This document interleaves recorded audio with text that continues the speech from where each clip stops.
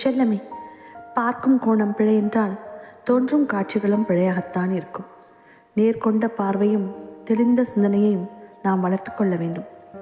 நாம் சந்தோஷமாக வாழ்வது முக்கியமில்லை, யார் சந்தோஷத்தையும் கெடுக்காமல் வாழ வேண்டும், அதுதான் முக்கியம். ஒன்றை மட்டும் நாம் நினைவில் கொள்ள வேண்டும். துரோகத்தால் வீழ்ந்தவர்கள் ஏராளம். ஆனால் துரோகம் செய்தவர்களில் ஒருவர் கூட நன்றாக வாழ்ந்ததாக சரித்திரமே கிடையாது. தெரிந்தே நீ செய்த தவறு, தெரியாமல் நீ செய்த நன்மை, இரண்டும் உன்னோடு கடைசி வரை வரும். ஒன்று அழிக்கும், ஒன்று காக்கும். எதை நீ தேர்வு செய்வாய் என்பது உன்னை பொறுத்தது. யாரையும் கஷ்டப்படுத்தி கிடைக்கிற சந்தோஷமும் வேண்டாம், நாம் சந்தோஷமாக இருக்க யாரையும் கஷ்டப்படுத்தவும் வேண்டாம்.